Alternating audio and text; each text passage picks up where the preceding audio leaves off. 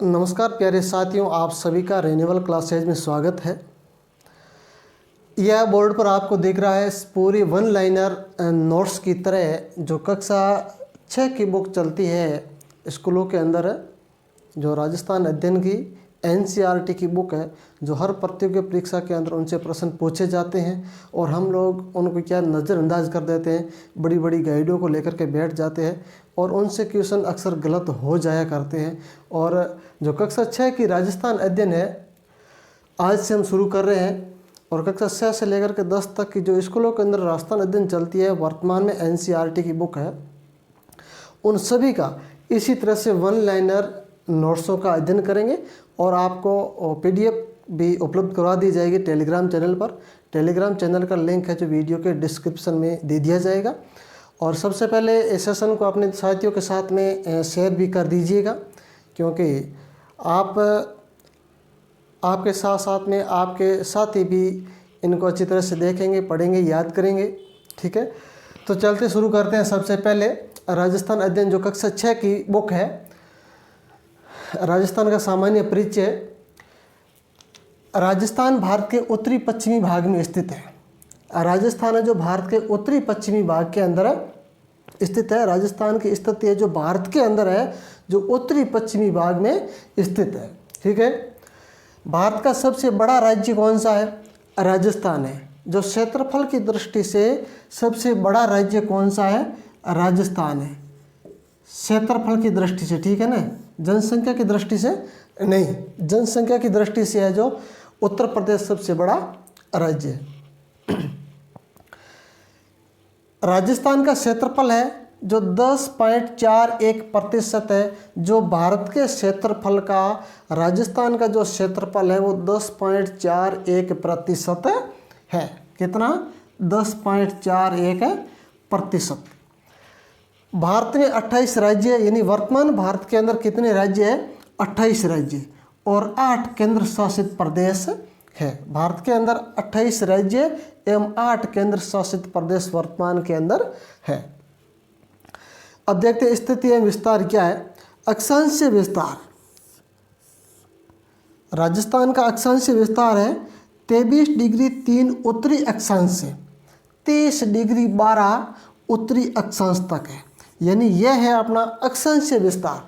अक्षांशीय विस्तार है 23 डिग्री 3 उत्तरी अक्षांश से 30 डिग्री 12 उत्तरी अक्षांश तक। यानी 23 डिग्री 3 उत्तरी अक्षांश है ना, यह है बोरकुंड बांसवाड़ा से। ठीक है, और 30 डिग्री 12 है जो यह है गंगानगर ऊपरी भाग।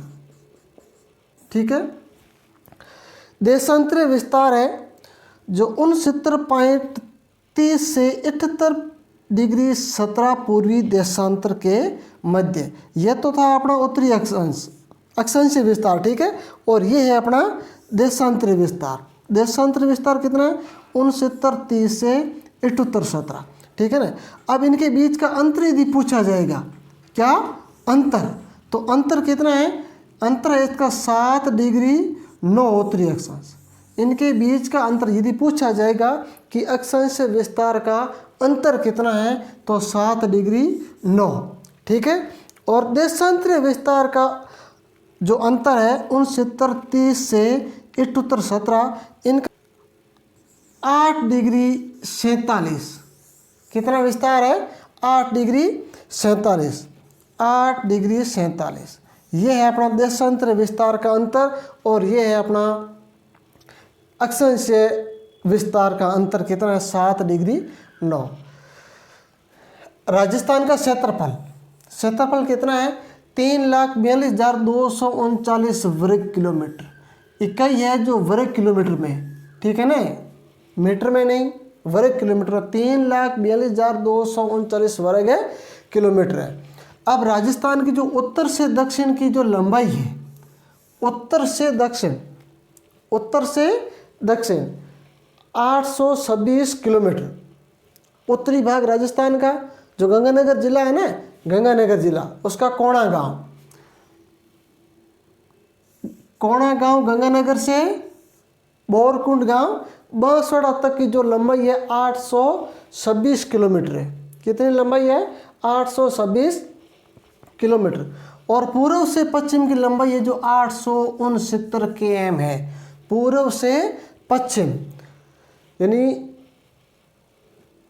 राजाखेड़ा धौलपुर से समका टीला जैसलमेर तक है जो इसकी पूर्व से पश्चिम की लंबाई 869 किलोमीटर है। तो दोनों लंबाई में से ज़्यादा लंबाई कौन सी है? पूर्व से पश्चिम की लंबाई कितनी? 869। अब इनके दोनों के बीच का यदि अंतर पूछे तो 43 किलोमीटर का है। कितने किलोमीटर का अंतर है? 43 किलोमीटर का। यानी उत्तर से दक्षिण और पूर्व से पश्चिम की जो लंबाई है, इन दोनों लंबाइयों के बीच का अंतर है जो 43 किलोमीटर है। ठीक है ना? 43 किलोमीटर जो पूर्व से पश्चिम की लंबाई ज़्यादा है। अब देखिए, कोणागांव गंगानगर जो उत्तरी भाग है, कोणागांव गंगानगर जो राजस्थान का उत्तरी भाग है, उनका अक्षांश विस्तार कितना है? 30 डिग्री 12। जो कोणागांव गंगानगर से यह रहेगा बोरकुंड गांव बांसवाड़ा। ठीक है ना? 23 डिग्री 3 पर कौन सा है? बोरकुंड गांव बांसवाड़ा। अब 69-30 पर है कटरा समका टीला जैसलमेर से। 78-17 पर कौन सा है? राजाखेड़ा धौलपुर। ठीक है, यह रहेगी उत्तर से दक्षिण की लंबाई 826 किलोमीटर और पूर्व से पश्चिम की लंबाई है जो 869 किलोमीटर होगी। ठीक है, अब देखिए, ग्लोबीय स्थिति के अनुसार राजस्थान है जो उत्तरी पूर्वी गोलार्ध में। अब आप देंगे कि अभी सर आपने बताया कि उत्तरी पश्चिमी भाग में, यहाँ पर ये लिखा हुआ है, ये उत्तरी पश्चिमी भाग में राजस्थान की स्थिति है। अब यहाँ बता रहे हो कि ये उत्तरी पूर्वी गोलार्ध में हो गया। तो ये है जो ये भारत के संदर्भ में है। किसके संदर्भ में है? भारत के मानचित्र के अंदर जो राजस्थान की स्थिति है जो ये है उत्तरी और पश्चिमी भाग में। ये भारत के संदर्भ में बात कर रहा हूँ। और ये जो ग्लोबी है ना, ग्लोब बनता है, ग्लोब है जो ये पूरे विश्व का है। ठीक है, यानी विश्व के मानचित्र में देखा जाए तो राजस्थान की स्थिति है जो उत्तरी पूर्वी गोलार्ध में। कौन सी गोलार्ध में है? उत्तरी और पूर्वी गोलार्ध में राजस्थान की स्थिति है। राजस्थान का सबसे बड़ा जिला जैसलमेर। कौन सा जिला है? जैसलमेर। वर्तमान में 50 जिले हैं और 10 संभाग है। तो उनमें भी कोई फर्क नहीं पड़ा है क्योंकि जैसलमेर है तो सबसे बड़ा ही जिला रहेगा। राजस्थान का सबसे बड़ा जिला कौन सा है? जैसलमेर। इन जैसलमेर से कोई जिला अलग नहीं हुआ है, जैसा था वैसा ही है। और छोटा जिला धौलपुर है। तो इनको आप एक बार देख लेना भले ही, पर रखना इसको नज़रअंदाज, क्योंकि धौलपुर के स्थान पर यहाँ तो दूदू, यहाँ जोधपुर का जो शहरी क्षेत्र है यहाँ आएगा। ठीक है ना? इन दोनों में से एक जिला आएगा, उसको ध्यान रखना एक बार। अब सबसे पहले सूर्य उदय व सूर्य अस्त धौलपुर में। सबसे पहले सूर्य उदय भी धौलपुर में होता है और अस्त भी धौलपुर में होता है। यानी जहाँ उदय पहले होगा तो अस्त भी वहीं होगा। ठीक है, सबसे पहले सूर्य उदय व सूर्य अस्त है जो धौलपुर में होता है। चलते हैं नेक्स्ट स्लाइड की और। राज्य एवं देश, यानी राजस्थान के पड़ोसी कौन कौन से राज्य है और कौन से देश की सीमा लगती है राजस्थान से। तो पड़ोसी राज्य कितने? 5 राज्य है। राजस्थान के पड़ोसी राज्य कितने हैं? 5 राज्य है और एक पाकिस्तान है जो देश है। अब राज्य कौन कौन से देखो। पंजाब, कौन सा राज्य है? पंजाब, हरियाणा, उत्तर प्रदेश, मध्य प्रदेश और गुजरात। कितने राज्य हुए? 5 राज्य। कौन कौन से? पंजाब, हरियाणा, उत्तर प्रदेश, मध्य प्रदेश और गुजरात।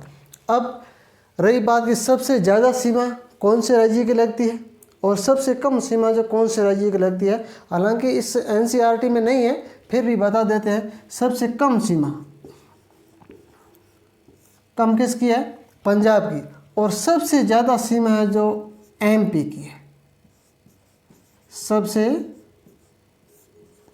ज़्यादा लंबी सीमा कौन से राज्य से लगती है? राजस्थान की, मध्य प्रदेश से। और सबसे कम सीमा है जो पंजाब राज्य से लगती है। ठीक है, कुल स्थलीय सीमा, यानी राजस्थान की कोई समुद्र से तटीय सीमा नहीं लगती है, तो स्थल की सीमा होगी। अब स्थल की सीमा कितनी है? 5920 किलोमीटर। 5920 किलोमीटर है जो राजस्थान की स्थलीय सीमा है। ठीक है ना?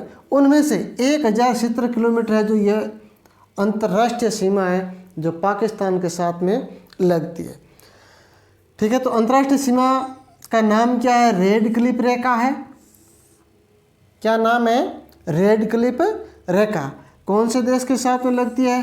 पाकिस्तान के साथ में लगती है। कौन सी रेखा? रेड क्लिफ रेखा। लंबाई पूछी जाएगी तो कितनी बताऊंगे? 1070 किलोमीटर। 1070 किलोमीटर लंबाई पाकिस्तान के साथ में किसकी लगती है? राजस्थान की। और 1070 किलोमीटर जो लंबी यह सीमा है, इसका सीमा रेखा का नाम क्या है? रेड क्लिफ रेखा है। इसका निर्धारण यानी इस रेखा का निर्धारण कब हुआ था? 17 अगस्त को। कब हुआ था? 17 अगस्त को। यानी देश का विभाजन जो 15 अगस्त मध्य रात्रि को हुआ था, उस समय उसके बाद में 17 अगस्त 2-3 दिन बाद में 1947 को इस रेखा का निर्धारण किया गया। 1070 किलोमीटर जो रेड क्लिफ रेखा है, गुजरात के कच्छ क्षेत्र से अपने जम्मू कश्मीर तक जाती है। इस रेखा का नाम रेड क्लिफ रेखा है, जो राजस्थान के क्षेत्र में 1070 किलोमीटर आती है। ठीक है, चलते हैं राजस्थान का इतिहास। महाभारत एवं संहिता ग्रंथों में राजस्थान के कई जनपदों का उल्लेख मिलता है। अपन जनपदों का उल्लेख भी करेंगे। ऋग्वेद सहित पौराणिक ग्रंथों रामायण, चरक संहिता जो सुश्रुत की चरक संहिता है ऋग्वेद के अंदर, महाभारत के अंदर, वृद्ध संहिता के अंदर मरु प्रदेश का नाम आता है। मरु प्रदेश का नाम कौन कौन से? देखो, एक तो महाभारत के अंदर मरु प्रदेश का नाम आता है, वृद्ध संहिता के अंदर मरु प्रदेश का नाम आता है, ऋग्वेद के अंदर मरु प्रदेश का उल्लेख है, रामायण के अंदर उल्लेख है, जो सुश्रुत की चरक संहिता इसके अंदर भी मरु प्रदेश का उल्लेख मिलता है। सबसे पहले अपन मरु प्रदेश का अध्ययन करते हैं। आर्यों का प्रारंभिक जनतंत्र। आर्यों का सबसे प्रारंभिक यानी पहला जनतंत्र कौन सा था? तो मरु प्रदेश था। कौन सा? और वर्तमान में मरु प्रदेश में कौन कौन से जिले आते हैं? देखिए, वर्तमान में मरु प्रदेश के अंदर जिले आते हैं बीकानेर।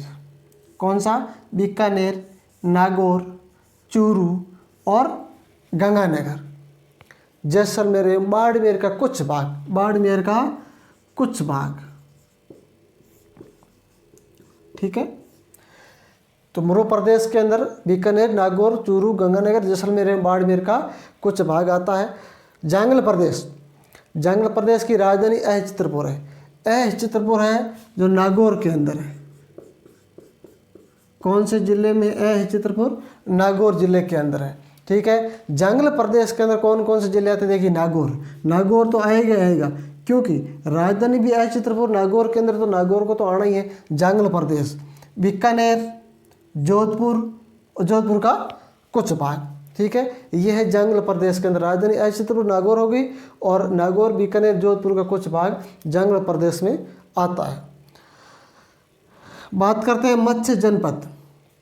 मत्स्य जनपद, राजधानी का नाम है विराटनगर। कौन सी राजधानी है? विराटनगर, जिसको बेराट भी बोला जाता है। विराटनगर को बेराट भी बोला जाता है। इसका उल्लेख है जो महाभारत काल में है।